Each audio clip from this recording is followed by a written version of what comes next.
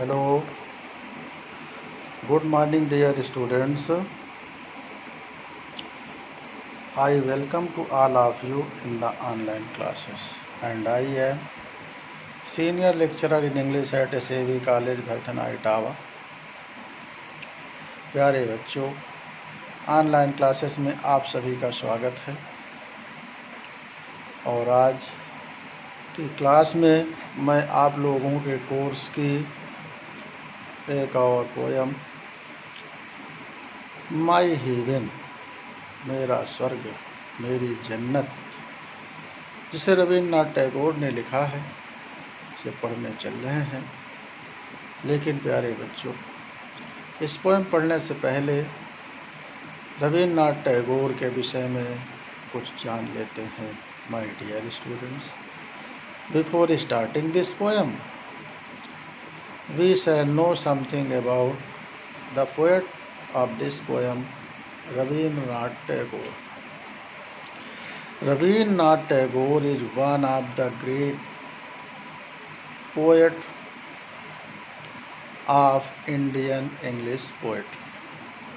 रवींद्रनाथ टैगोर बहुत ही प्रतिभाशाली व्यक्ति थे। Rabindranath Tagore was very talented person and he is respectfully called Gurudev.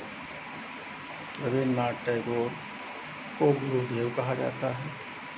And this title was given to Rabindranath Tagore by Mahatma Gandhi. Mahatma Gandhi बड़े आदर से उन्हें गुरुदेव कहा करते थे। Rabindranath Tagore was a great novelist, great writer, a great poet. वो एक महान उपन्यासकार, कविताकार और लेखक थे। और रवींद्रनाथ टैगोर ऐसे पहले साहित्यकार थे जिन्हें साहित्य का नोबेल प्राइज मिला 1913 में उनकी श्रेष्ठ रचना गीतांजलि के लिए। Rabindranath Tagore got Nobel prize for literature in 1913 for his great collection of poems Gitanjali. और ये जो कविता पढ़ने चल रहे हैं, इसे भी गीतांजलि से ही लिया गया है। This poem is also one song taken from the great book Gitanjali. Gitanjali से ही ली गई ये प्रस्तुत कविता है। और इस पोएम में रवींद्रनाथ टैगोर ने अपने सपनों के भारत की कल्पना किया है। Rabindranath Tagore has given his vision of dream India. प्यारे बच्चों, क्योंकि उस समय हमारा देश आज़ाद नहीं हुआ था जब ये पोएम लिखी गई। पोएम तो 1912 में लिखी गई, पब्लिश 13 में हो गई और देश हमारा आज़ाद हुआ 15 अगस्त 1947 को। So this poem has a background of pre independence India. इसलिए इस कविता का जो बैकग्राउंड है, जो भूमिका है, आधार है, बेस है, वो स्वतंत्र भारत के पहले का है। तो उस समय रवींद्रनाथ टैगोर जी कैसा भारत बनाना चाहते थे, कैसा सपनों का भारत चाहते थे, वही इस पोएम में दिया गया है। और उस समय जो रवींद्रनाथ टैगोर जी सपने देखते थे, आज बहुत कुछ हकीकत भी बन चुका है। आज़ादी के लगभग 75 वर्ष बीतने के बाद काफ़ी चीज़ें सुलभ हो गई हैं। Many things have been available to the public of India by the government and still the effort is going on. So let us start this poem without any delay. अब हम लोग बगैर किसी देरी के इस कविता को पढ़ लेते हैं। तो आप लोग मेरे साथ पढ़िए और समझने का प्रयास करिए। आप लोग मेरा YouTube चैनल शिववचन सिंह यादव को भी सब्सक्राइब कर सकते हैं, जिसमें और भी वीडियोज आपको उपलब्ध हो जाएंगे। So let us start this poem. अब हम लोग इस पोएम को पढ़ते हैं। Where the mind is without fear and the head is held high. Rabindranath Tagore कहते हैं कि हमारा सपनों का भारत कैसा हो, हमारे सपने का भारत ऐसा हो जहाँ पर व्यक्ति का जीवन भय रहित हो और उसका सर आत्मसम्मान से, स्वाभिमान से ऊंचा हो। Rabindranath Tagore says that the people of India should live in the atmosphere of peace, in the atmosphere of fearlessness, and the people should live their life with the uplift head। अर्थात यह हमारे देश का माहौल ऐसा हो, हमारा ऐसा देश हो जहाँ पर प्रत्येक व्यक्ति भय रहित और सर उठा करके अपना जीवन यापन करे। वेयर नॉलेज इज फ्री, जहाँ पर ज्ञान सबके लिए सुलभ हो, मुफ्त हो। हमारे यहाँ देश में शिक्षा सभी व्यक्तियों के लिए सुलभ होनी चाहिए। Education should be available to each and every citizen of our country, our nation. हमारे देश के प्रत्येक नागरिक के लिए शिक्षा सुलभ हो। वेयर नॉलेज इज फ्री, और ये शिक्षा निःशुल्क भी हो। और अब तो शिक्षा लगभग सब व्यक्तियों के लिए उपलब्ध हो चुकी है। शिक्षा का अधिकार मौलिक अधिकार बन चुका है। Now the right to education up to 8th standard has become fundamental right. Where the world has not been broken up into fragments by narrow domestic walls, where the world has not been broken up माने बिखरा होता, divided होना। जहाँ हमारा देश, हमारा समाज एक ऐसा समाज बने जो विभिन्न वर्गों में विभाजित ना हो, संकीर्णता के आधार पर।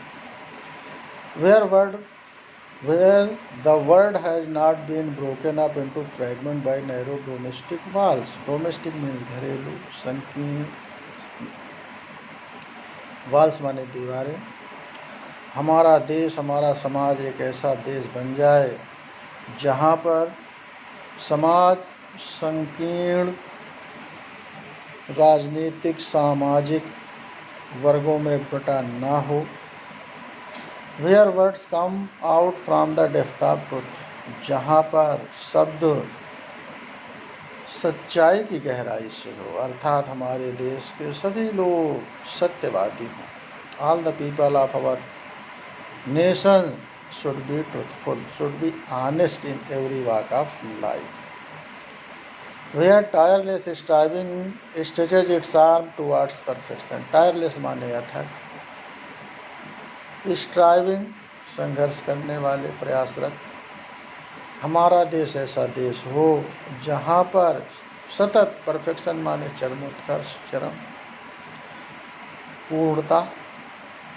हमारा देश ऐसा देश हो जहाँ पे सभी लोग अपनी उन्नति के, अपनी प्रगति के मार्ग पर आगे हमेशा बढ़ते रहें। Our nation should be such nation when each and every person should go forward on their path of progress। हमारे देश के सभी नागरिक अपनी प्रगति, अपनी उन्नति और तरक्की के रास्ते पे सदैव अग्रसर हों। Where the clear stream of reason has not lost its way into the dreary deserts and of dead habits। हमारे देश के लोग ऐसे हों। Where the clear stream of reason, clear माने स्पष्ट, साफ सुथरी, stream माने धारा, और रीजन माने विवेक। हमारे देश के लोग ऐसे हों जिनके विवेक और ज्ञान की जो धारा है वो डेजर्ट माने मरुस्थल, पुरानी सड़ी गली परंपरा रूपी मरुस्थल में ज्ञान और विवेक की धारा नष्ट ना हो, ऐसा हमारे देश का माहौल हो जहाँ पर व्यक्ति के ज्ञान और विवेक की धारा पुरानी सड़ी गली परंपरा रूपी मरुस्थल में नष्ट ना हो, अर्थात ज्ञान और विवेक की धारा ज्ञान और विवेकवान सभी व्यक्ति हों। Where mind is led forward by thee. Thee का तात्पर्य यहाँ ईश्वर के लिए है। दी माने आप, तेरी।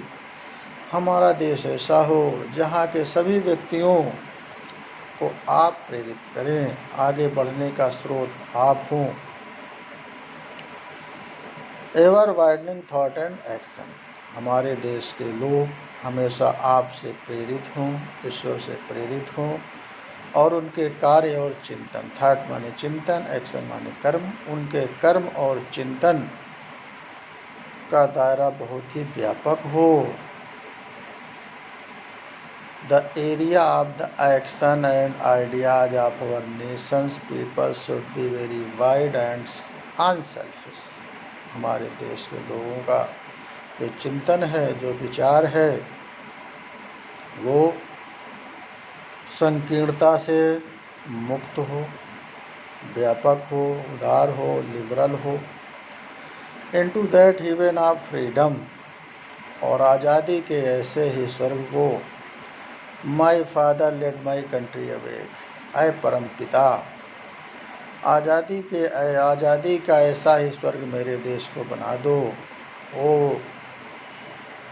ओ my almighty God, please make my country such great, where the people have so many rights and ways of their progress. जहाँ पर लोगों के इतने सारे अधिकार हों और तरक्की के इतने सारे रास्ते हों, ऐसे ही आज़ादी का स्वर्ग मेरे देश को बना दो। तो इस तरह से इस कविता को पढ़ा दिया गया है और मुझे आशा है आप लोगों को ये कविता समझ में आ जाएगी। Thus I have completed this poem and I hope all of you will easily understand it. Thank you for listening it.